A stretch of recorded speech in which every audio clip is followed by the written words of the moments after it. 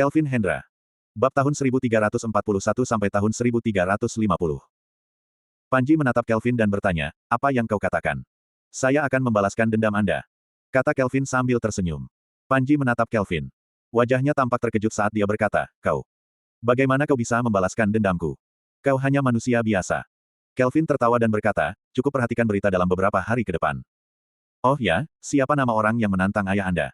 Panji berkata, orang yang menantang ayahku bernama Diraya Ganesha. Dia adalah pemimpin kelompok papan atas di timur kota Tirana. Kelvin mengangguk dan berkata, Diraya. Saya mengerti. Panji menatap Kelvin dengan ragu-ragu. Kelvin menepuk bahunya dan berkata, jangan khawatir. Anda hanya perlu beristirahat dengan tenang dan menunggu berita. Saya akan pergi sebentar. Baik. Panji mengangguk secara spontan. Kelvin keluar dari pintu. Dia mengenakan masker dan bergegas menuju ke bar Hilton. Tak lama setelah Kelvin keluar, senyuman tipis tersungging di wajah Panji, seolah dia sedang teringat tentang sesuatu. Kemudian, dia segera keluar dan pergi ke suatu tempat. Tak lama kemudian, dia melihat seorang pria botak di depannya yang membawa pedang dan anggut. Dia berjalan mendekat dan menepuk bahunya, lantas berkata, aku sudah memutuskan. Botak berbalik dan bertanya, sudah memutuskan. Benar. Panji menghela nafas dalam-dalam dan berkata, aku akan masuk ke situs kuno bersamamu. Setelah mendengar jawabannya, pria botak tersenyum dan berkata, aku sudah menunggu kalimat itu darimu. Kelvin berusaha untuk memanfaatkan waktu luangnya selama 2 hari. Dia ingin menyelesaikan Hilton dan mendatangi barnya. Saat ini sudah malam. Di luar bar, masih banyak wanita cantik yang berpakaian seksi. Beberapa pria sedang memilih di bawah. Kelvin mengenakan masker dan langsung masuk ke dalam bar. Di dalam bar sangat ramai dan musik yang diputar sangat keras. Ketika Kelvin baru saja masuk, seseorang langsung menyambutnya sambil tersenyum dan berkata, Tuan, apa Anda ingin membuka kartu atau? Kelvin mendongak. Dia merasa terkejut karena orang yang menyambutnya adalah Becky. Buka kartu. Kata Kelvin sambil tertawa. Becky menatap Kelvin dengan aneh, lalu mengangguk dan berkata, silahkan ikuti saya. Dia membawa Kelvin menuju ke ruangan privat. Setelah duduk, Kelvin memesan beberapa minuman. Semua ruangan privat memiliki pelayan khususnya. Tentu saja, Becky akan menjadi pelayannya. Di bar ini, para pelayan memiliki penampilan yang sangat menonjol. Namun, pelayan itu hanya melayani tamu, tapi tidak menemani tamu minum. Jika ingin mendapatkan teman minum, seseorang harus memilihnya di luar. Tentu saja, kebanyakan pria yang masuk ke sini dan tertarik dengan pelayannya, biasanya akan memberikan tips. Kelvin mendongak. Dia merasa terkejut karena orang yang menyambutnya adalah Becky. Buka kartu. Kata Kelvin sambil tertawa. Becky menatap Kelvin dengan aneh, lalu mengangguk dan berkata, silahkan ikuti saya. Dia membawa Kelvin menuju ke ruangan privat. Setelah duduk, Kelvin memesan beberapa minuman. Semua ruangan privat memiliki pelayan khususnya. Tentu saja, Becky akan menjadi pelayannya. Di bar ini, para pelayan memiliki penampilan yang sangat menonjol. Namun, pelayan itu hanya melayani tamu, tapi tidak menemani tamu minum. Jika ingin mendapatkan teman minum, seseorang harus memilihnya di luar. Tentu saja, kebanyakan pria yang masuk ke sini dan tertarik dengan pelayannya, biasanya akan memberikan tips. Selain itu, biasanya mereka akan menggoda para pelayan itu. Beberapa setuju untuk berhubungan dari luar bar, sementara sisanya tidak. Dua gadis kembar, Becca dan Becky, jelas merupakan tipe yang kedua. Kelvin memesan beberapa minuman sederhana. Sebenarnya, dia datang kemari untuk berkomunikasi dengan Becca dan Becky, lantas menggali informasi tentang Hilton. Kelvin duduk di sofa dan menepuk-nepuk sofa di sampingnya, sambil bertanya, tidak duduk. Becky menggigit bibirnya, lalu duduk di samping Kelvin, dan berkata dengan ceria, bagaimana kalau saya menunjukkan beberapa wanita cantik untuk Anda? Wanita yang di luar sana? Tanya Kelvin. Tentu saja. Kata Becky dengan senyuman cerah. Selama ada uang, mereka bisa dipakai, tapi harganya tidak murah. Mereka tersedia dari berbagai usia baik tua maupun muda. Seandainya kita berada di luar Pulau Serigala, kualitas yang sama dihargai sekitar 3 juta. Anda lihat di sebelah sana. Katanya sambil menunjuk ke suatu arah. Di kursi sofa, seorang wanita sedang menundukkan badannya di depan seorang pria, sambil memutar-mutar badannya dengan sangat seksi. Uhuk. Kelvin melihatnya 2 kali dan berkata, lebih baik lupakan saja. Becky menatap Kelvin dengan senyuman ambigu dan berkata, Anda merasa malu. Jangan-jangan Anda. Kelvin benar-benar tidak mengerti bagaimana seorang gadis seperti Becky bisa mengetahui banyak hal. Saya ingin membicarakan hal penting. Kata Kelvin. Saya datang kemari untuk bertanya. Apa kalian sudah tahu di mana tempat tinggal Hilton? Becky menggelengkan kepala dan berkata, saya dan kakak perempuan telah mencari informasi selama 2 hari, tapi kami masih belum bisa menemukan alamat rumahnya. Dia sangat misterius, bahkan para petinggi di bar ini pun tidak tahu tempat tinggalnya. Sampai di sini, dia berkata melalui gelombang suara, tapi, saya mendengar tentang bagaimana cara menemukannya. Bagaimana? Tanya Kelvin. Apa Anda tahu organisasi yang paling handal dalam mengumpulkan dan menguasai informasi di seluruh kota? Tanya Becky melalui gelombang suara. Istana Kota. Lazarus. Kata Kelvin. Tidak. Becky menggelengkan kepala dan berkata, bukan dia, tapi Menara 9. Menara 9. Tempat para pembunuh mendapatkan misinya. Tanya Kelvin. Benar. Kata Becky. Saya mendengar bahwa Menara 9 ini sangat misterius. Dari informasi yang dimiliki oleh penjaga malam, mereka hanya menyebutkan satu kalimat tentang Menara 9, yakni organisasi pembunuh di Pulau Serigala. Namun, setelah saya mempelajari mereka, saya menemukan bahwa Menara 9 jauh lebih kompleks dari yang kami ketahui. Tidak ada orang yang tahu siapa pemilik tempat tersebut. Bahkan termasuk pegawai mereka sendiri. Biasanya mereka akan mempublikasikan misinya. Namun, jika mereka diberi uang, mereka bisa membantu Anda untuk mengumpulkan informasi yang Anda perlukan. Kelvin mendengar ini, lalu mengerutkan alisnya dalam-dalam dan berkata, ini bukan bagian dari Menara King Yue di Pulau Serigala, kan? Apa Menara 9 ini juga miliki keluarga Suki? Saya tidak tahu. Tempat itu sangat misterius. Jika ingin mencari Hilton, Anda bisa pergi ke sana untuk menerima misi membunuh Hilton. Tugas itu dirilis oleh Menara 9. Mereka akan membantu mengumpulkan informasi target yang akan dibunuh, termasuk tempat tinggal kebiasaannya, serta aktivitas terbarunya. Ini sangat profesional. Kelvin berkata dengan heran, apa Menara 9 ini milik Lazarus? Saya juga sempat bertanya tentang itu. Kata Becky. Tapi sepertinya bukan, di Menara 9, ada misi untuk membunuh Lazarus. Kelvin mengangguk dan berkata, saya mengerti. Jadi, jika saya ingin membunuh Hilton, saya perlu mengambil misi Menara 9, kan? Benar. Kata Becky sampai di sini, tiba-tiba alisnya mengerut dan menoleh ke kejauhan. Boom. Suara penuh kemarahan terdengar, semuanya yang ada di dalam bar berpura-pura polos di depanku. Malam ini, kalian semua harus pergi ke ranjangku. Kelvin melihat ke arah itu. Dia hanya melihat beberapa orang duduk di depan sebuah sofa mewah. Becca dengan pakaian pelayan dan rambut birunya sedang berdiri di sana dengan wajah dingin. Tangannya memegang sebotol anggur yang telah pecah. Matanya yang indah tampak dingin sambil menatap pria di depannya. Pria itu adalah seorang pria yang berusia 20 hingga 30 tahunan. Rambutnya benar-benar basah akibat anggur itu. Pria ini tidak terlalu tampan dan sedikit gemuk. Namun, dia adalah seorang kultivator di tingkat 9. Di kota ini, bisa dibilang, dia adalah sosok di tingkat menengah. Saat ini, dia sedang marah dan menatap Becca dengan tajam, sambil berkata, jangan pura-pura polos. Malam ini, kau pilih mati atau tidur di ranjangku. Bahkan Hilton pun tak akan bisa melindungimu. Kelvin mendengar suara percakapan ini. Mungkin dia sudah bisa menebak apa yang sebenarnya terjadi. Yang jelas, pria ini ingin berbuat sesuatu kepada Becca. Namun, Becca menjadi tidak tahan dan langsung menyerangnya dengan botol minuman. Kira-kira seperti itulah yang terjadi. Ketika itu, suasana bar menjadi sangat tenang. Becky berbicara dengan suara pelan, tenang saja, bar Hilton tidak akan mengizinkan tamu untuk melecehkan pelayan. Mereka tidak akan berani berbuat macam-macam dengan kakak perempuan saya. Sambil bicara, dia melihat sekeliling, tapi yang membuatnya heran adalah, ternyata tidak ada orang yang berusaha untuk meredam konflik tersebut. Di waktu yang sama, terdengar suara perbincangan dari para pengunjung bar. Bukankah dia adalah Dipta Ganesha? Anaknya Diraya Ganesha. Wow, pantas saja dia berani membuat keributan di bar Hilton. Diraya dan Hilton punya hubungan yang sangat dekat. Dia seperti anak angkatnya Hilton. Pelayan ini sepertinya akan mendapat sedikit masalah. Suara perbincangan itu masuk ke telinga Kelvin. Kelvin sedikit mengerutkan alisnya. Diraya adalah orang yang menantang ayahnya Panji beberapa tahun silam. Padahal, ayah Panji merupakan salah satu sosok papan atas di kota Tirana. Intensitas membunuh terselip di mata Becky. Dia mengangkat kakinya dan hendak pergi ke sana. Kelvin menarik tangan gadis itu dan berkata, pelan, biarkan saya yang menanganinya. Di sisi lain, wajah Dipta tampak marah, hingga membuatnya berteriak keras, kalian semua, pegang dia untukku. Aku ingin menanggalkan pakaiannya sekarang juga. Beberapa orang segera berjalan mendekati Becca. Mata Becca tiba-tiba dipenuhi dengan niat membunuh. Tepat pada saat itu, sebuah sosok muncul di depannya, Becca melihat Kelvin sedang berdiri di depannya dan merasa sedikit terkejut. Namun, itu membuat intensitas membunuh di matanya kembali meredup. Kelvin menatap Dipta, tersenyum tipis dan berkata, kawan, kita semua datang kemari untuk bersenang-senang, kau tidak perlu marah seperti itu. Kawan. Dipta menatap Kelvin dan bertanya dengan suara datar, memangnya aku mengenalmu? Jangan sok akrab. Tolong hargai aku. Kata Kelvin. Dia adalah temanku. Aku tidak bisa melakukan apa-apa dan hanya menatapnya. Kelvin belum sempat menyelesaikan kalimatnya, Dipta tiba-tiba menatapnya dan berkata, kau ini sama sekali tidak punya malu. Kau temannya, kan? Mata Dipta berubah menjadi dingin. Dia langsung mengambil pisau buah di atas meja dan menusuk leher Kelvin, aku akan membunuhmu. Di tubuhnya, energi spiritual tiba-tiba muncul dengan sangat cepat. Dang. Ketika itu, Kelvin tiba-tiba meraih lengannya dan sorot matanya berubah menjadi sangat dingin. Ketika Kelvin menangkap tangannya, orang-orang di sekitar langsung menarik nafas dingin. Kau ingin membunuhku? Kelvin menatap Dipta sambil memicingkan matanya, hanya karena aku membelanya beberapa kali, kau langsung ingin membunuhku. Sampah sepertimu. Aku bisa membunuhmu semauku. Dipta mencibir dingin. Matilah kau. Begitu suaranya jatuh, pedang terbang tiba-tiba keluar dari mulutnya dan langsung melesat ke arah Kelvin. Kelvin kembali mengangkat tangan kanannya. Dia berhasil menangkap pedang terbangnya. Pedang terbangnya gagal menusuk tangan Kelvin. Sementara Dipta, pada akhirnya merasa ada yang tidak beres. Dia merasakan kekuatan besar yang datang dari lengan kanannya. Di waktu yang sama, dia merasa sangat kesakitan. Pedang terbang itu dipegang oleh Kelvin. Keringat dingin mulai bermunculan di keningnya. Di belakangnya, beberapa orang yang ingin membantu, begitu melihat adegan ini, mereka pun merasa terkejut.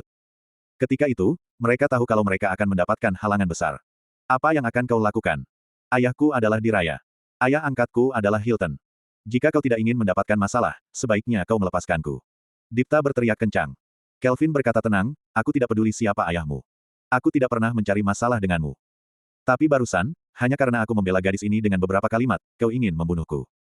Oh ya, padahal kau tidak perlu sampai membawa nama Diraya. Kata Kelvin dengan tenang, ternyata kau anaknya Diraya, iya.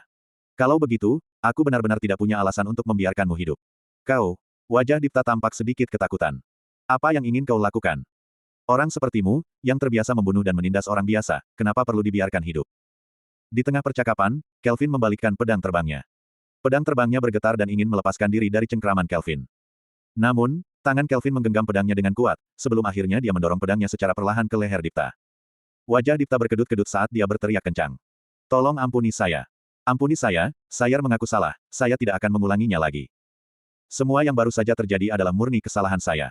Anda adalah orang yang kuat, tolong jangan bunuh saya. Di samping, seorang pria berlari mendekat dan berkata, kawan, jangan membuat masalah di bar Hilton kami. Kelvin menoleh dengan tenang dan berkata, kenapa kau tidak keluar saat Dipta membuat keributan tadi? Orang itu baru saja hendak mengatakan sesuatu. Tiba-tiba, dia menyadari tatapan Kelvin Yung berubah sangat dingin. Ketika itu, dia hanya membuka mulutnya tapi tidak berani menjawab apapun. Pada saat ini, pedang terbang sudah berada di leher Dipta. Dipta menatap Kelvin yang mengenakan masker butiran keringat sebesar jagung mulai bermunculan di keningnya. Dia menatap Kelvin dengan tampang memelas, berusaha untuk mendapatkan simpatinya. Akan tetapi, ekspresi Kelvin terlihat sangat dingin. Sejak Dipta menginginkan nyawanya dan sejak dia mengetahui bahwa Dipta adalah putra dari Diraya, sejak saat itu Kelvin juga ingin membunuhnya. Pedang terbang menusuk lehernya, bahkan dia tidak berani bernafas, apalagi bicara. Suasana di bar tiba-tiba menjadi hening. Semua orang terkejut melihat adegan ini, mereka tidak menyangka bahwa ada orang yang berani membunuh putra Diraya. Sialnya, orang ini bahkan tidak memiliki fluktuasi energi. Sementara pedang terbangnya mulai menusuk leher Dipta, inci demi inci. Ketika pedang terbang benar-benar masuk ke dalam leher Dipta, nafas Dipta akhirnya terputus. Kelvin mendorongnya ke sofa dengan ekspresi yang sangat dingin. Becky menatap Kelvin dan wajahnya tampak terkejut. Ini adalah pertama kalinya dia melihat sisi dingin Kelvin. Sedangkan wajah orang-orang di sekitar sana terlihat syok. Musik barnya langsung dimatikan. Pada saat ini, bahkan suara jarum yang terjatuh pun dapat terdengar. Kelvin menepuk dan membersihkan tangannya, lalu berbalik dan berkata pada Becca, ayo pergi. Becca mengangguk tenang.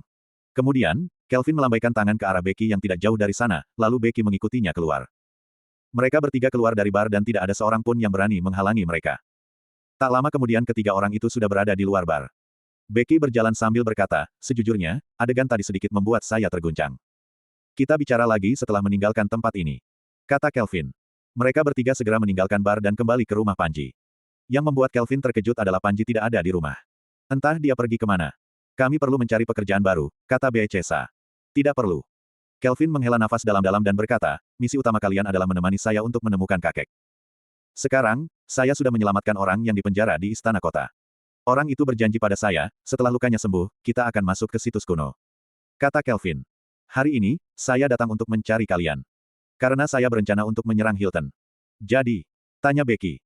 Anda ingin kami pulang? Kelvin mengangguk dan berkata, benar, kalian pulang dulu ke Pulau Zebra dan laporkan semua ini pada Adrian. Selain itu, Karina tidak ada di penjara istana kota. Jadi, mungkin dia berada di istana kota. Saya masih punya beberapa hari sebelum masuk ke situs kuno. Saya akan mencari cara untuk menyelamatkannya. Masih ada berita penting lainnya, kata Kelvin. Markas besar organisasi Zero, kemungkinan besar berada di dalam situs kuno. Asteris, benarkah? Tanya Becca. Benar. Kelvin mengangguk dan berkata, kalian berkemaslah, lalu berangkat malam ini juga. Becca mengerutkan alisnya dan berkata, kalau begitu, Anda hati-hati.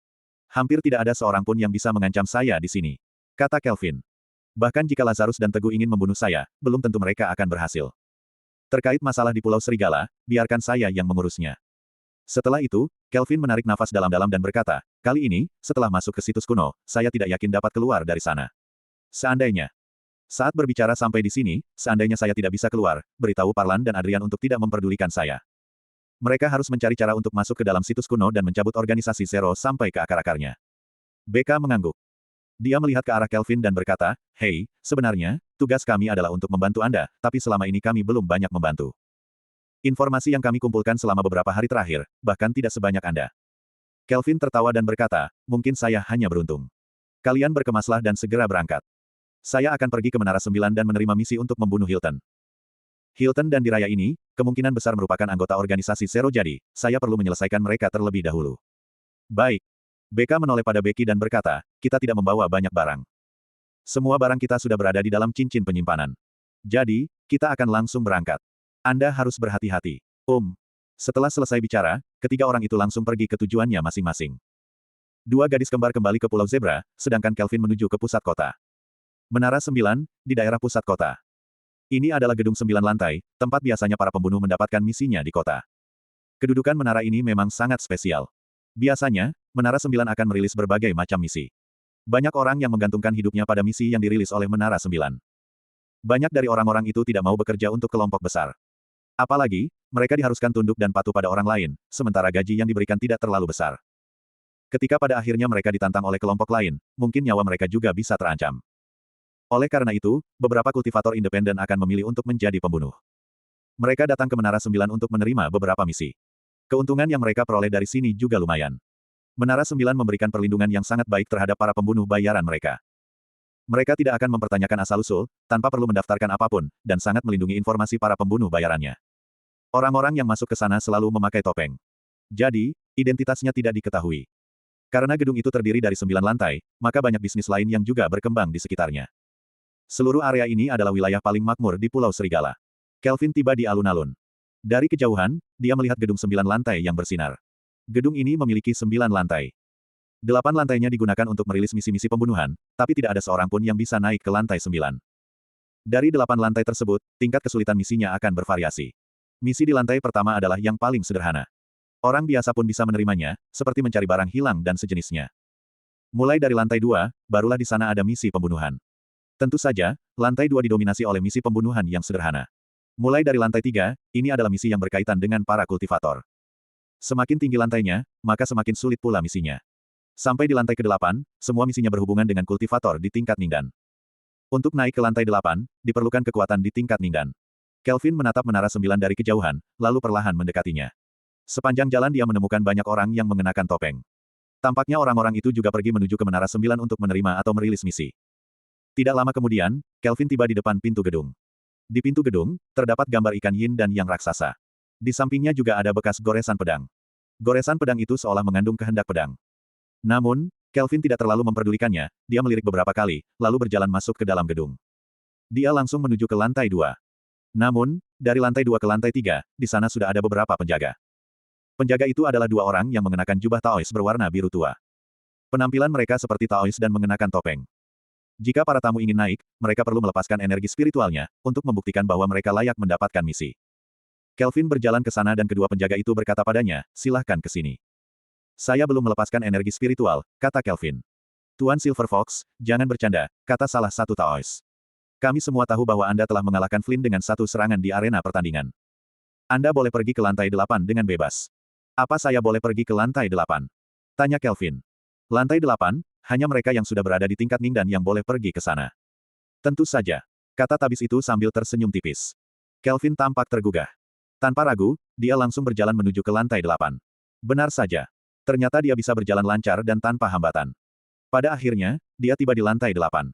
Proses perjalanan Kelvin sangat lancar. Di Menara 9, ada beberapa pegawai yang mengenakan topeng. Kelvin sangat penasaran. Kenapa Menara 9 sangat misterius? Siapa pemiliknya? Apa tidak ada pegawai yang bisa ditanya tentang ini?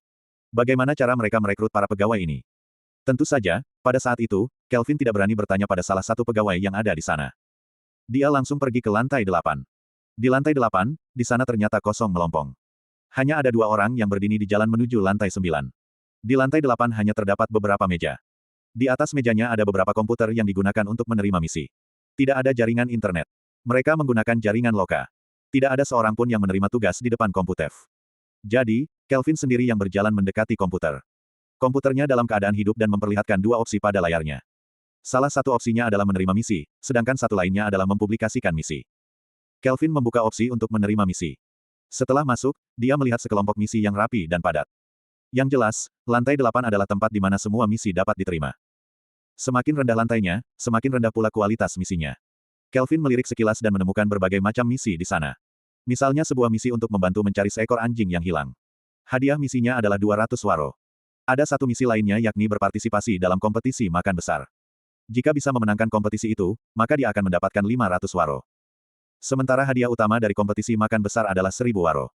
Tentu saja, yang paling aneh adalah misi membantu mencari istri berkulit putih dan cantik. Kelvin mengalihkan pandangannya sejenak dan merasa tidak tahan dengan semua itu. Dia segera membuka halaman selanjutnya. Di atas misi biasa, di sana ada misi level F, kemudian level D, level C, level B, level A, level S, level SS, dan yang terakhir adalah level SSS. Totalnya ada 8 level misi. Karena Kelvin berada di lantai 8, dia berhak melihat semua level misinya. Kelvin telah melakukan perhitungan kasar bahwa level Hilton di kota Tirana mungkin termasuk dalam level kedua.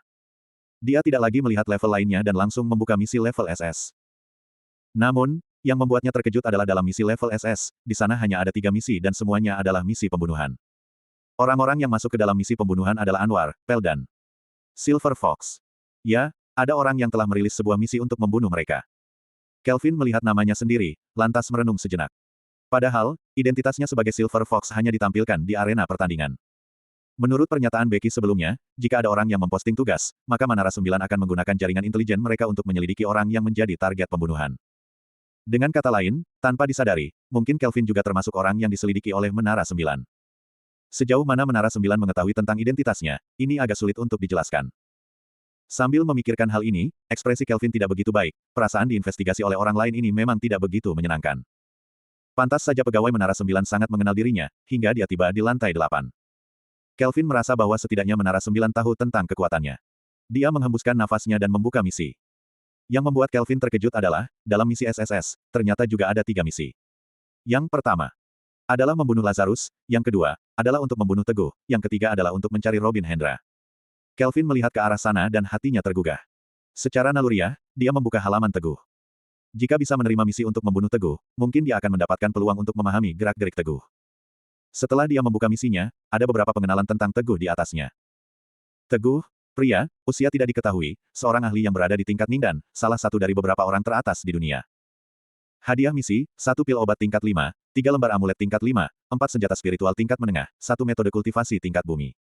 Hadiahnya sangat besar. Perlu diakui bahwa ini cukup kaya. Berikutnya adalah tanda elipsis, diikuti dengan tampilan. Menerima tugas dapat mengeksplorasi konten secara spesifik. Kelvin tidak berpikir banyak dan langsung menerima tugasnya. Mereka dapat menerima tugas ini dengan bebas. Setelah menyelesaikan misi, ada pegawai di Menara 9 yang dapat melakukan verifikasi. Setelah Kelvin menerimanya, halaman komputer berputar sedikit. Teguh, jejaknya tidak menentu. Terakhir kali terlihat muncul di kota Sierra dan bertarung melawan Robin Hendra. Sejak saat itu, dia menghilang tanpa jejak. Kelvin melihat ini dan wajahnya berubah gelap. Informasi ini adalah informasi yang telah dipahami oleh Kelvin. Ketika itu, dia benar-benar merasa ditipu. Dia menggelengkan kepalanya, lantas membuka misi level S. Memang, dalam misi tingkat S, jumlah misinya cenderung lebih banyak. Menurut pikiran Kelvin, orang-orang ini seharusnya adalah para pemimpin dari berbagai kelompok besar. Bagi Kelvin, misi ini tidak terlalu sulit. Dia mencari sebentar dan segera menemukan Hilton. Hilton, pria, usia tidak diketahui, pemilik bar Hilton, kultivator di puncak roh. Master formasi tingkat 3. Hadiah misi, 3 butir yang Lingdan. 2 lembar amulet tingkat 3. 1 metode kultivasi misterius dan 1 teknik pedang. Dibandingkan dengan Hilton, itu jauh lebih rendah. Tentu saja, Kelvin tidak datang untuk mendapatkan hadiah. Dia langsung menerima misi tersebut.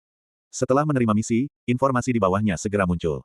Hilton, tempat tinggalnya berada di lingkar luar bagian utara kota nomor 99. Di luar tempat tinggalnya terdapat formasi tingkat 3. Hilton tinggal di tengah taman. Ada 4 pengawal pedang. Dia memiliki senjata rahasia 5 dalam 1 dan sudah mendekati tingkat Ningdan. Dia tinggal di sana sepanjang tahun, kadang-kadang pergi ke bar Hilton. Identitasnya sangat mungkin adalah anggota organisasi Zero. Kelvin merasa sedikit tergugah dalam hatinya. Dia tidak menyangka bahwa akan menemukan kalimat tambahan di akhir seperti itu. Kemisteriusan Menara 9 ini memang telah melampaui imajinasi Kelvin. Kelvin berniat untuk terus mencari informasi tentang Diraya. Saat dia sedang mencarinya, bayangan seseorang perlahan berjalan menghampirinya. Suara benturan antara hak tinggi dan lantai terdengar secara konstan di telinga Kelvin. Ketika itu, Kelvin mengerutkan alisnya. Orang yang bisa naik ke lantai 8 adalah orang-orang yang sudah berada di tingkat Ningdan. Setelah tinggal beberapa hari di sana, Kelvin tahu bahwa seluruh sosok di tingkat Ningdan yang ada di Pulau Serigala adalah seorang pria. Tiba-tiba, dia membalikkan badannya dan mencari sumber suara. Begitu melihat orang yang datang, Kelvin tidak bisa menahan diri untuk menarik nafas panjang. Bersambung.